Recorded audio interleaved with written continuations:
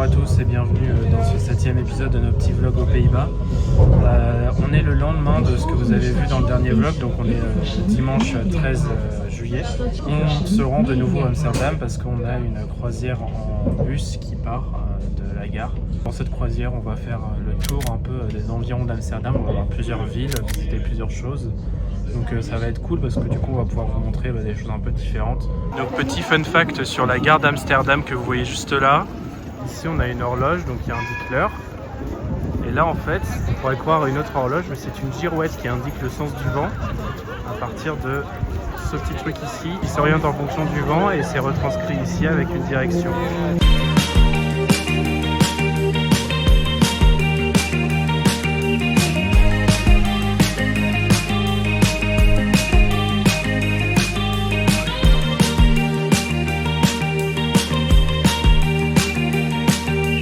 On est arrivé à Zaandam sous la pluie.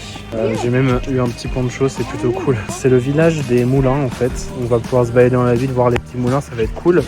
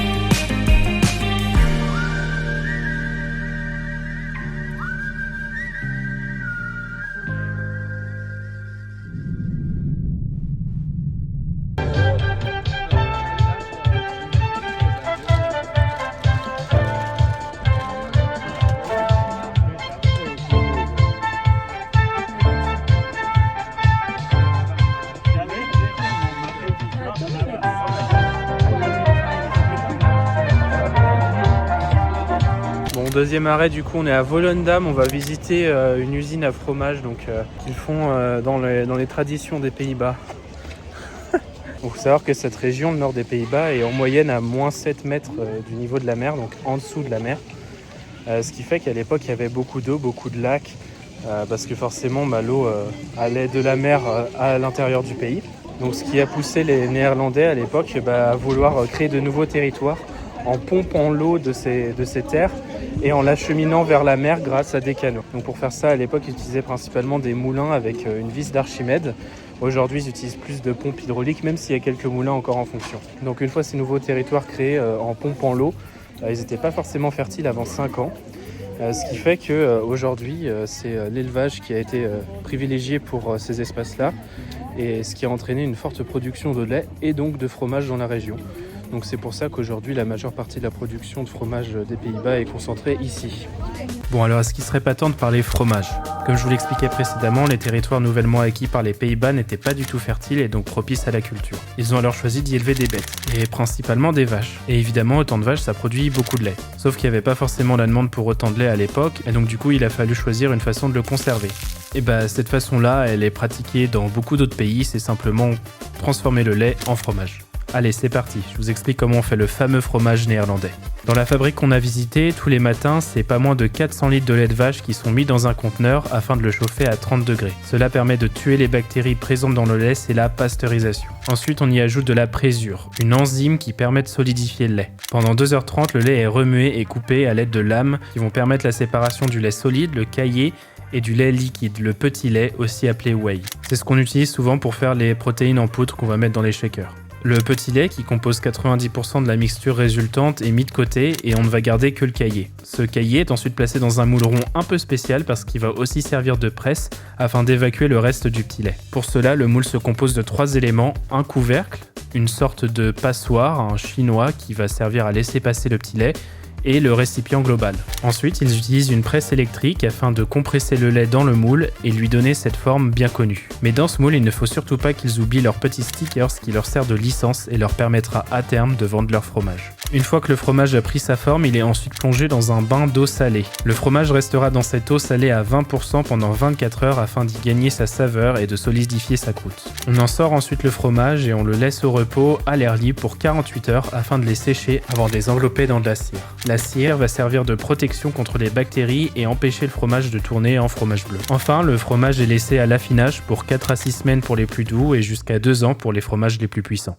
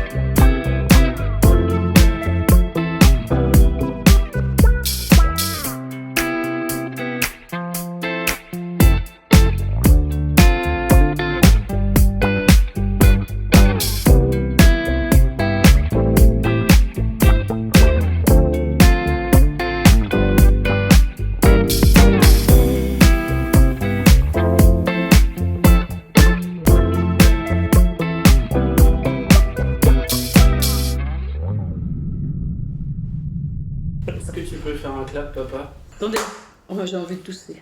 Bah tous, vas-y. Ouais, c'est pas rendu, hein. Je m'appelle Franck, j'ai 51 ans encore. Moi, je m'appelle Régine, j'ai 71 ans et je suis la mamie d'Ethan. Je m'appelle Alexandra, j'ai 47 ans et je suis la maman d'Ethan.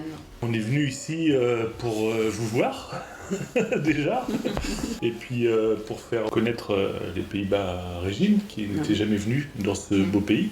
Oui. Donc voilà, on en a profité et puis passé un petit week-end sympathique en agréable compagnie. Ben, je trouve que c'est un très beau pays, très verdoyant. C'est vrai qu'il y a beaucoup d'eau. Et puis, j'ai beaucoup aimé Utrecht, qu'on a visité à pied, évidemment. Voilà, Franck, tu peux prendre la suite si tu veux. Non, effectivement, oui, c'est un pays qui est très beau, très plat. Donc, et oui, où l'eau est omniprésente. Donc, c'est vrai que quand on aime ça, c'est vrai que c'est l'idéal, quoi. L'architecture aussi, c'est voilà, ces briques. Briques rouges. C'est des briques rouges, voilà. Et les briques noires. Et les briques noires. C'est un pays qu'on aime bien faire régulièrement, finalement, puisque c'est la 4e fois qu'on vient. Ouais, 4e. Pour notre part, donc c'est vrai que c'est un pays qu'on aime redécouvrir à chaque fois. Redécouvrir, et puis donc on a fait des nouvelles découvertes. Effectivement, Utrecht est vraiment très très joli, mignon. Donc moi, la 4e fois à Amsterdam, nous ça fait 4 ans qu'on est venu la dernière fois. Et la ville est quand même beaucoup plus sale qu'avant. C'est quand même plus propre aussi chez nous. On dit souvent que la France est sale, mais non. On a été à Paris en février et c'était pas aussi sale que ça. Là, c'est tous les mégots de cigarettes, les papiers, les ordures qui sont pas ramassées. Ça, j'avoue que ça c'est assez choquant. Je trouve qu'il y a beaucoup de vélos par rapport aux dernières fois. Donc c'est vrai que Utrecht, pour le coup, ça fait vraiment une petite Amsterdam qui est jolie à découvrir, avec un peu moins de monde. Amsterdam reste quand même l'une de mes 2e villes préférées au monde, puisque c'est vraiment joli, il fait bon vivre. Pour l'instant. Pour l'instant. On n'a pas tout découvert. Moi, ce que j'aime beaucoup chez eux, c'est toute cette eau, avec tous les beaux parcs, avec des arbres magnifiques. Et c'est vrai que les gens en profitent bien parce qu'ils se sont installés sur les pelouses. On a eu de la chance ce week-end, il est fait très très beau. Donc on a bien profité aussi on a même profité de la pelouse du Grand Parc d'Amsterdam. Eh ben oui, quoi rajouter effectivement oui, on aime bien flâner dans les rues, les grandes rues, les petites rues. Là cette année on est allé voir quelque chose qu'on n'avait pas fait, les diamants. Voilà. On a quand même vu comment ça se fabriquait et tout ça. Enfin ça se taillait plutôt. On n'en a pas. Et on n'en a pas acheté, c'est un peu cher quand même. Et puis non, oui, c'est toujours des villes dans lesquelles on aime flâner, avec l'omniprésence de l'eau. Et puis il fait quand même moins chaud que chez nous, il faut quand même le reconnaître. Donc c'est quand même plus agréable ici qu'être à 35 ou 40 à Nantes, quoi, forcément. Puis oui, c'est vrai qu'il y a beaucoup de parcs, donc on peut quand même... c'est des villes, mais la nature est quand même présente, donc c'est agréable. Mais moi, c'est ce sentiment d'être un peu des fois chez soi, même s'il y a des différences par rapport à la France. Moi, je fonctionne beaucoup comme ça dans les villes étrangères où qu'on aille, d'ailleurs même en France. À un moment donné, tu es quelque part et tu sens que ça pourrait être chez toi, en fait. Et t'es bien. Donc, moi, j'aime bien. C'est vraiment une petite parenthèse là dans notre quotidien et c'est un pays que j'aime beaucoup. Il y aurait certainement beaucoup de choses à découvrir encore aux Pays-Bas. Tout me plaît, en fait. Il y a très peu, à part la saleté et le trop de vélos. Les vélos, il faut faire très attention parce qu'ils sont prioritaires. Alors nous, on n'a pas l'habitude de faire très attention comme ça et ils roulent surtout très vite. Donc il faut être attentif. Nous, on a de plus en plus de vélos chez nous aussi. Par contre, les piétons restent prioritaires. Il y a quand même moins de vélos. Après, en termes de nourriture, on n'a pas vraiment fait de spécialité des Pays-Bas dans les restaurants. Et il y a beaucoup de restaurants italiens, pour le coup, et asiatiques. On ne voit pas trop de restaurants de spécialité hollandaise. Le fromage est différent de chez nous. Après, je ne sais pas s'il y a des choses particulières. Non, l'architecture forcément. Oui, l'architecture.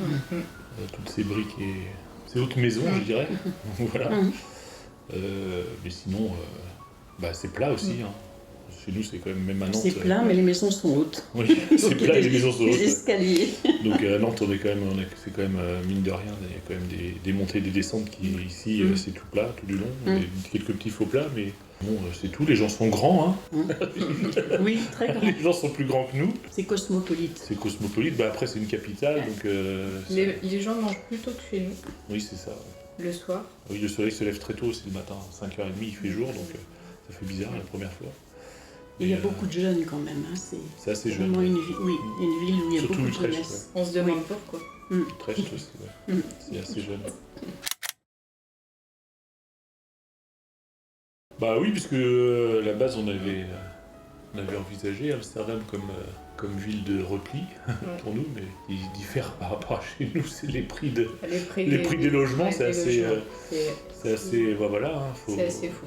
Ou alors il faut carrément être, j'imagine, vraiment à la campagne, éloigné pour trouver des prix comme chez nous, mais sinon dans les villes comme Amsterdam ou Utrecht ou même ici Hilversum, le prix du mobilier c'est beaucoup, c'est bien plus cher que chez nous. Donc, sinon oui, vivre ici, oui, je pense que c'est un pays qui est agréable à vivre, et puis oui, toujours au niveau du climat, je pense que c'est pas déconnant de venir s'installer dans des pays comme les Pays-Bas. Voilà, les hivers sont quand même pas hyper rigoureux, on est quand même entre deux mers, je dirais, donc c'est un climat qui est plutôt doux, tempéré, et l'été, oui, on peut, tout en profitant des soirées douces, on peut quand même plus facilement profiter des journées, même à se balader, même quand il fait hyper beau, au max il fait 30 degrés on va dire. Il y a toujours un petit peu d'air en plus, parce que comme la ville est assez plate et qu'il y a des grandes artères et des petites rues, ça crée des courants d'air, donc on pourrait tout à fait vivre ici, il y a des grands marchés, ce qu'on aime. Il fait bon vivre. Ouais, je pense que la vie ici doit être agréable, hein. Enfin ça c'est plus vous qui pourriez en témoigner. Vous avez plus d'expérience que nous on est toujours venus sur une semaine ou un week-end, donc on n'a pas ce recul-là, mais Mais de prime abord, en tout cas, oui, c'est un pays dans lequel on pourrait s'installer. Oui. Et toi, Régine, pour ta retraite, tu n'aurais pas ta... Non. Non, parce que bon, il y a le barrage de la langue. Ah oui. Moi, je parle très peu l'anglais et je le comprends pas du tout. Moi, je suis vendéenne attachée à la petite Vendée.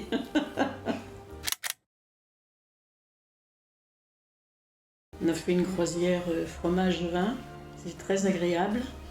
Et on a fait aussi à Utrecht une petite croisière sur les canaux et c'est très très bien. Dormir sur une péniche ou avoir un logement un petit peu plus insolite, je sais qu'il y en a à Amsterdam, on peut dormir dans des péniches. Je sais qu'il y a aussi une espèce de grand paquebot là, dans lequel on peut aussi, un paquebot hôtel là, dans lequel on peut aussi dormir. Donc je ferais peut-être ça, un logement un petit peu plus insolite. Et puis ce qu'il faudrait faire, c'est aller plus au nord, quoi. On s'est arrêté à peu près sur cette ligne-là, Amsterdam, à visiter. On a visité tout le sud, mais vraiment aller dans le nord, là où il y a les grandes écluses, les grands barrages, le pont là, qui mène au Danemark, là, ça doit être un truc assez impressionnant.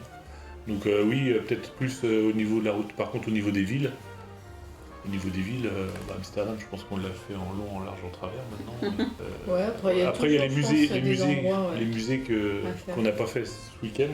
Le Rijksmuseum, par exemple, que moi j'adore comme musée. Ça, j'aimerais bien le refaire. Et puis comment il s'appelle l'autre musée, le musée d'art contemporain, je me rappelle plus, le Kobo, le Nobo. Là, il y avait des expos qui avaient l'air sympas aussi. Boca, je sais plus, qui est juste en face le Rijksmuseum. Moi, je referais tout, je veux bien redécouvrir plein de choses. Utrecht, j'ai beaucoup aimé, donc effectivement, ça serait une ville à faire un peu plus en profondeur, je pense, puisqu'on n'a pas tout vu. Et Amsterdam, c'est une ville, alors nous, 4e fois qu'on l'a fait. Si je reviens ici un jour, ça serait à Amsterdam, le refaire de manière plus posée, pour découvrir un peu plus la vie au quotidien. Peut-être plus la vie nocturne, un peu plus le farniente de la ville, voir comment ça se passe. Et effectivement, découvrir après plus le nord du pays, puisqu'on ne connaît pas du tout cette partie-là. Découvrir un peu plus la campagne hollandaise. Et peut-être sur des périodes où effectivement il y a les fameux champs de tulipes et qu'on n'a jamais vus jusqu'ici. Ça, par contre, je trouve ça hyper appréciable. C'est tous les marchés, toutes les boutiques de fleurs. À Amsterdam, à Utrecht, tout ça, c'est vraiment beau. Donc c'est un peu plus une vie plus farniente dans certaines villes pour voir un petit peu ce qui se passe à une période de l'année différente. Moi, je suis contente d'avoir vu mon fils. Je suis contente d'avoir vu ma belle-fille, de voir qu'ils sont heureux ici. Puisque c'est éventuellement un pays qu'ils envisagent pour s'installer plus tard. Donc moi je suis heureuse de les voir, de redécouvrir un petit peu les Pays-Bas. Bah oui, pas mieux quoi. Effectivement, ça fait plaisir de vous rendre visite et puis de voir que vous appréciez bien la vie ici, que vous avez l'air épanoui. Et puis ma foi, vous n'êtes pas trop mal installé, je dirais. Je pense qu'il y a pire. On a réussi à tenir à 5 dans le quand logement. même. Donc ça c'est quand même une petite prouesse, sans se marcher dessus, sans s'engueuler. Bah oui, et puis revenir ici, c'est toujours un plaisir de venir dans ce pays. Donc très content de ce week-end qui n'est pas encore fini, hein. On a encore toute une après-midi et une matinée à passer ici, en espérant pouvoir rentrer. La prochaine fois, on vient en avion. Hein. On arrête les Par contre, le train, c'est peut-être s'il y avait un truc négatif du week-end, ce serait peut-être ça. Le train, je parle des grandes lignes, hein, parce que par contre, les petites lignes ici qui desservent les villes principales, on les a pris tout le week-end, et là, par contre, aucun souci. Hein. C'est vrai, il y en a souvent, c'est confortable. Si on s'y prend à l'avance, ça coûte pas très cher. Donc ça, c'est plutôt positif. Par contre, c'est vrai que l'Eurostar, on est arrivé quand même avec 1h30 de retard. Le soir, ça pique un peu, donc ça fait disons que pour venir ici, on a mis 12 heures, quoi. Donc 12 heures, ça commence à faire pour venir, pour faire si peu de kilomètres, finalement. Puisque en voiture, j'avais mis, je sais plus, c'est 8 heures ou 9 heures, peut-être. Donc c'est vrai que là, ça commence à faire beaucoup. Mais sinon, oui, très très content de vous avoir retrouvé, et puis voilà. Moi, je remercie Ethan et Lilith de m'avoir invitée. Je suis très très contente de les revoir, et puis je ne sais pas si je reviendrai, mais peut-être que s'ils s'installent là, je reviendrai les voir. Parfait. C'est bon? Ouais, c'est dans la bon. boîte? C'est dans la boîte.